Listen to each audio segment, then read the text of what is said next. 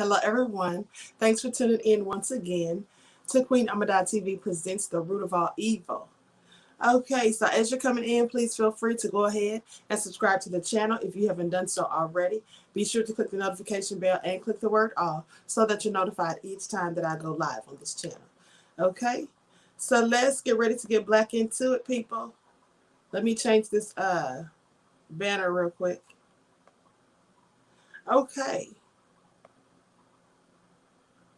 All right. Okay, so I'm going to be talking about the Menendez brothers, all right? I'm also, at the same time, I almost forgot. Shout out to those of you on my other channel, the True Crime. Queen Amada TV presents True Crime. I'm going live on both channels, okay? Because this is both the true crime and it is something that people did for the love of money. So with that all being said, let's talk about it. So the Menendez brothers, Erik and Lyle, murdered their parents. And unlike many people who have been accused of killing family members for cash, or for whatever reasons, they actually admitted to it. Okay? Now, although there was speculation as to whether or not they did it for money, because people speculate, and including the prosecutors, said that they did it because they wanted their parents' wealth, because clearly their parents had a lot of money. But they themselves said they did it out of anger and resentment because they had been abused and molested by their father, and the mother allowed it to happen.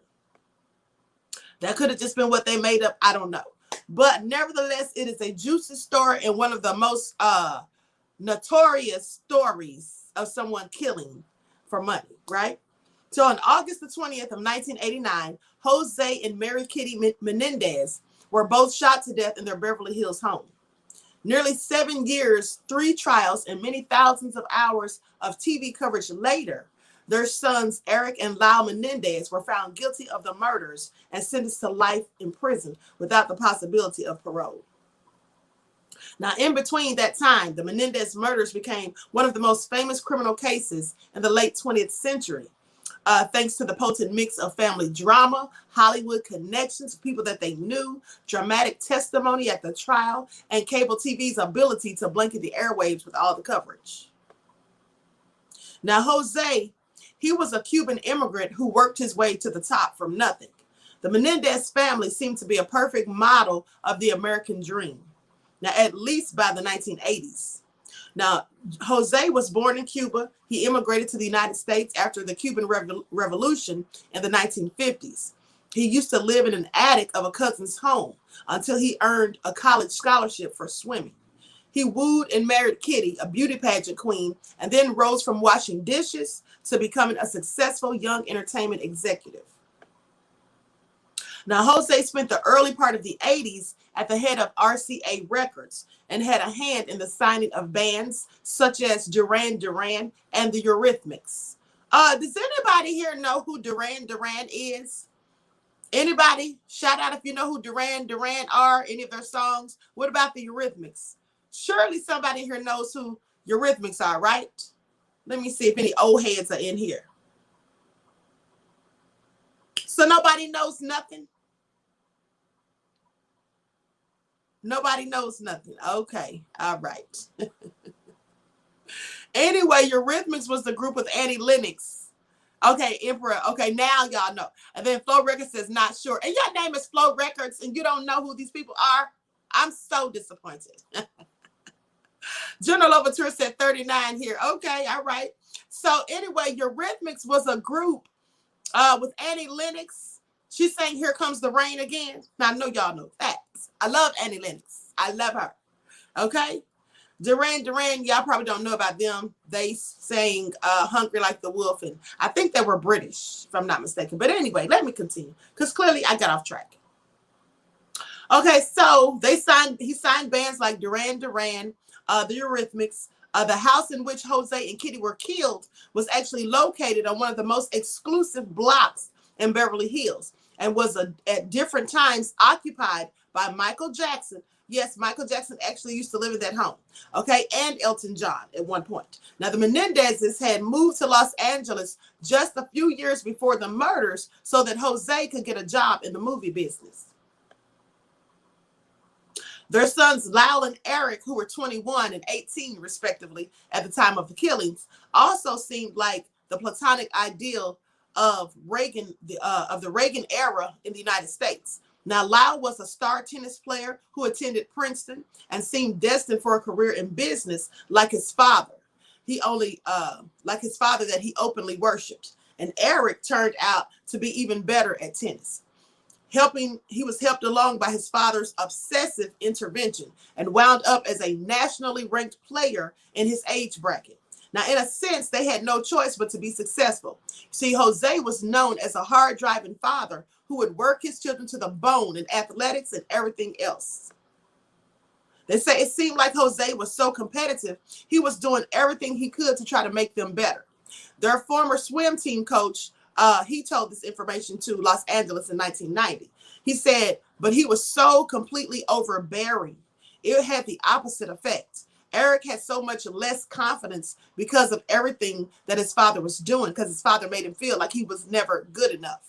Now, once they moved to California, Erik began to run with some teenage delinquents, getting himself into trouble for a string of burglaries. This is how you know people are so stupid. Why would you be out here causing mischief and out here robbing and being a burglar when your family is rich as I don't know what? Do you see how they do? Okay, so ridiculous. But anyway, let me continue. So Lyle enrolled in Princeton University, but was soon suspended for a year for plagiarism, pretending a troubled next for 4 years or few years. So the Menendez murders were very gruesome in nature. Now, they were barbaric. Jose and Kitty were not so much killed as rendered nearly unidentifiable by the 15 rounds from 2 12-gauge shotguns. It was so brutal that police thought the killings were actually a mob hit. And early investigations focused on business rivals and a porn executive who had a bone to pick with Jose. Now, the night of the murders, the brothers told the police they'd gone out that night to see a movie, but had to make a pit stop to retrieve Erik's ID. That's when they discovered their parents' decimated bodies and dialed 911. And this is what they said in their interviews. Now, the officers who responded to the 911 call found Erik sobbing on the lawn before they entered the home to see the crime scene. And in the months that followed the slayings, neither Menendez brother acted like young men who had recently found both their parents shot to death and dead in such a brutal, bloody murder scene. So after they killed their parents, yeah, they're just going around like life's just all fun and games, you know, still having a good old time, going out shopping, riding around in limos, living it up, living lavish, not even mourning, looking grief-stricken or anything. Like, who does that? Clearly, that's enough to arouse suspicion, wouldn't you think? Butterfly says they were awful. Yes. So instead, they acted like two guys who had just won the lottery. Jose was worth $14 million at the time of his death, and within 6 months, the brothers had spent an estimated $700,000 of his fortune. It's true. Spent $700,000 in 6 months. Balling out of control, honey. Oh, they had to get that Skrilla. Police. Sounds about white. Oh. Now, Lyle purchased, now listen to this. Lyle went out and purchased a Rolex, because you got to have a Rolex, mind you, and a Porsche, lots of fancy, new, expensive clothing, and a restaurant back in Princeton. So he went and bought a whole business, people. And that's just a short amount of time, mind you.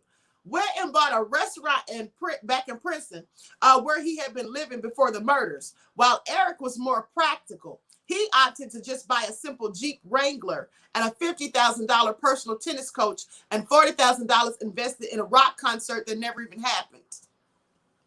Clearly spending money on BS. Wow, definitely killed for the Skrilla. Yes, absolutely, okay? So they took exotic vacations as well. I mean, thinking they had even more money coming to them. There was also a $15 million life insurance policy. So they thought they were going to be raking in the dough, honey. They're like, look, they're dead. We got us $14 million, plus not to mention there's $5 million worth of Skrilla coming in for those life insurance policies we're about to collect. So let's live it up. That's what they were thinking, obviously. So Yeah, thought they had more money coming in because they had a $5 million life insurance policy on their father. That was just on the father. No telling how much on the mom. And through technicalities, even though technicalities would eventually stop them from collecting, that's likely when they got charged with the murders themselves. Now, the brothers confessed to a therapist whose own troubled personal life became part of the story. See, in 1988, after getting caught in a string of burglaries, Erik was required by the court to meet with a therapist named Dr. Jerome Oziel. Now, the therapist reached out to Erik soon after the murders and began meeting with the younger Menendez brother, and soon enough, Erik confessed to killing his parents. Oziel confided in his mistress, Judalyn Smith, who would ultimately play a big part in the case. So much for patient doctor-client confidentiality.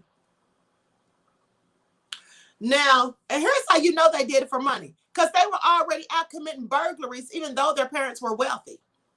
And they're living in a big mansion, but you're out here committing a string of burglaries.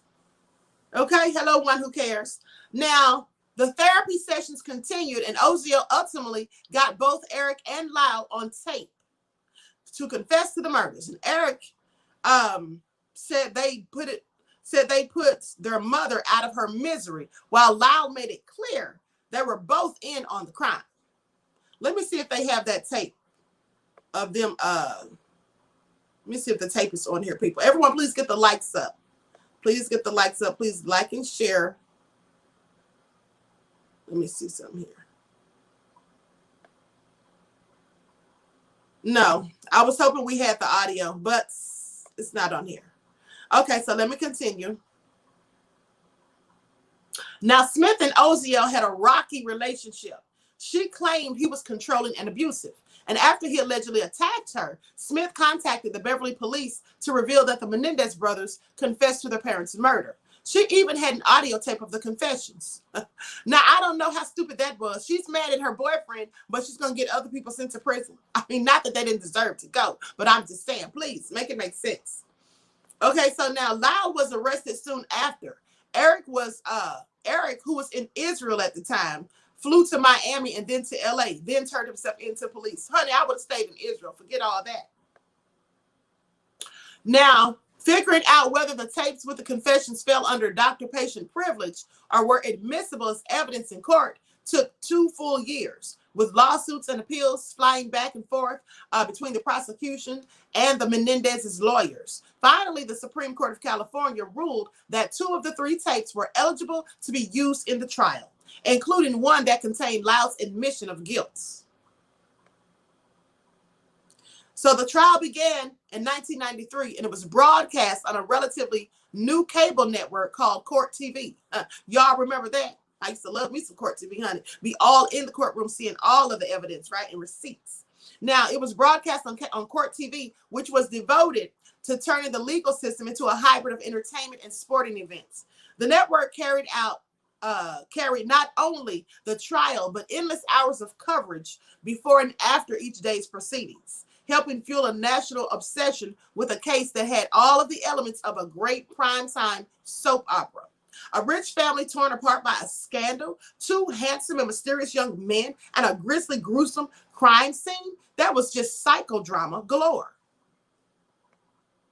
Now, the Menendez's trial probably had the same effect, maybe good, maybe bad, and demonstrating that even if you didn't have a celebrity, if the circumstances were dramatic enough, people would be captivated.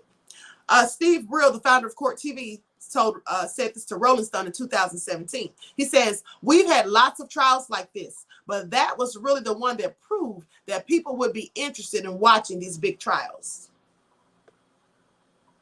So, unable to profess their innocence, Lyle and Erik instead claimed that their father's reign of terror went far beyond emotional abuse and pressure of high expectations.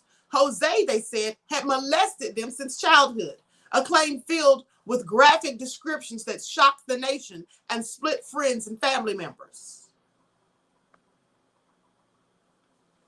Their lawyer, Leslie Abramson, who became a star during the trial, argued that the 2 were acting in self-defense after growing up in such a violent and traumatizing home or whatever. Lyle gave graphic testimony. Let me tell you something, self-defense.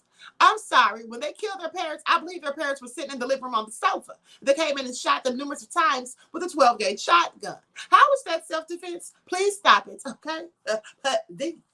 Now, Lyle gave graphic testimony.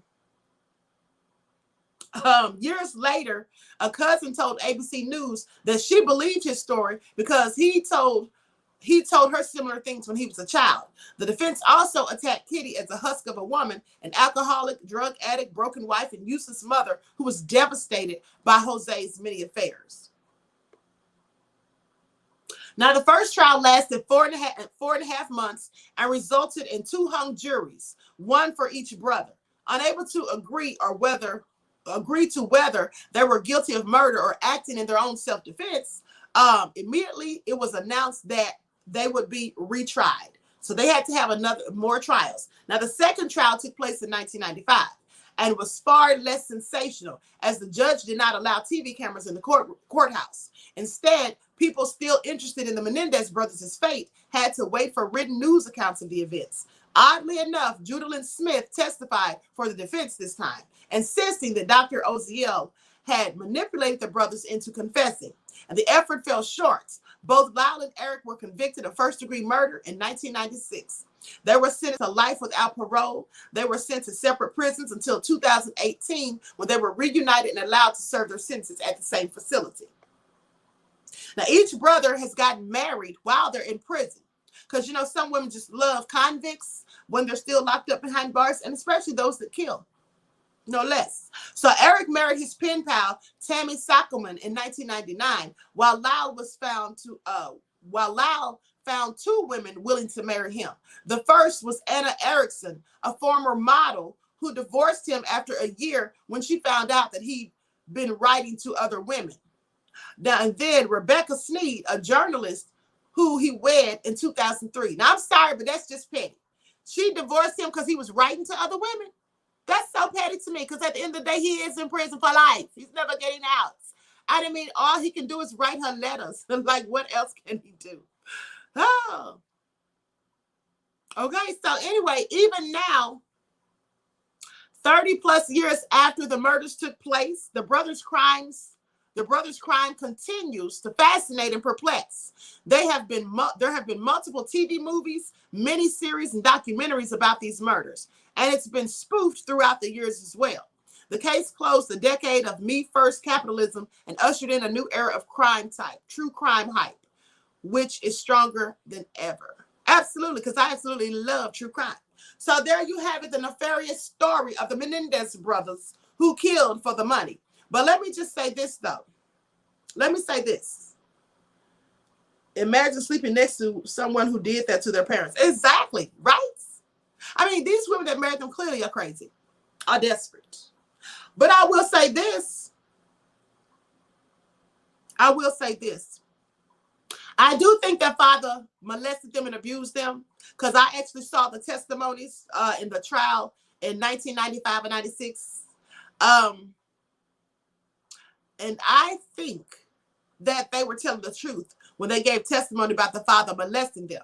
But now it wasn't self-defense, because clearly, like I said, the mother and father was sitting in the house watching TV when they came in all dressed in black and just started spraying them, you know, with 12-gauge shotguns. All I can say is these 2 brothers are the most ungrateful bastards to ever exist. Okay, Silent D.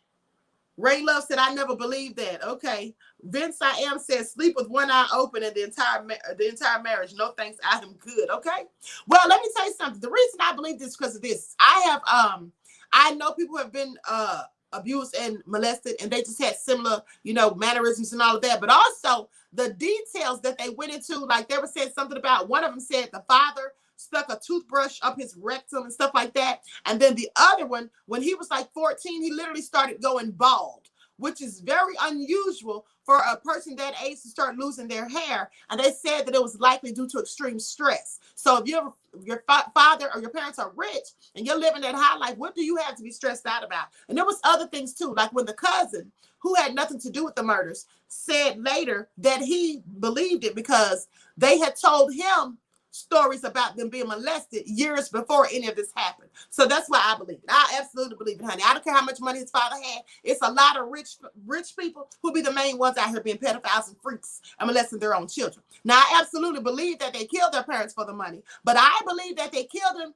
or that they were able to kill them in such a gruesome way, because not only did they want the money, they hated their parents because the father was molesting them. This is my thoughts. And that the mother was just a drunk who was, mad with the father and couldn't deal with his numerous affairs. And I think she allowed the father to abuse them. I think she knew it was going on, because, some women, they won't say anything, especially if they have a man with a lot of money. I think she was complicit in letting him do it, and they knew it. And I think they despised their parents. That's how they were able to shoot them up like that. That's just my opinion.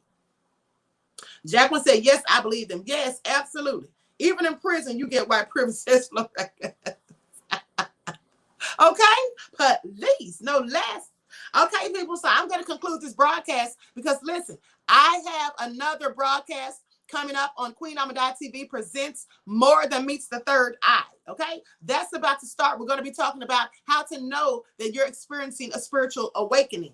10 ways and things that you can know, that'll help you tell or whatever. So I'm going to get ready for that. So I want to thank you all for tuning in once again to Queen Amadai TV presents The Root of All Evil. And for those on you watching on Queen Amadai TV presents True Crime. Did you get my emails? Float Records, I did get your emails, beloved. Yes, thank you. Too much stress. They were not protected and had to handle their father on their own. It was really going on in their communities. Yes, I absolutely believe it. You got that right, Queen. A lot of them end of dysfunctional. Money can't buy love. Absolutely, Queen Candy J and Queen Adia. Yes. So, Samisha said, time sure flies. They've been locked up 30 years already. I know, right? I know that is crazy. Time does fly. So anyway, hey, Dervis. Oh, you're welcome, Vince. I am. So with that all being said, everyone, I hope to see you all in the chat on Queen Amadai TV presents More Than Meets the Third Eye. Thank you all for tuning in. And don't forget your daily vitamin starts.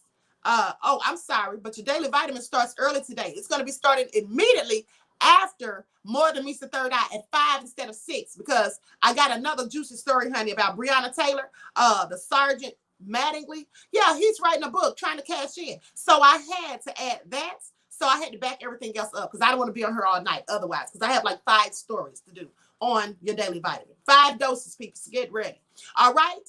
So until next time, I will talk to y'all soon. Peace.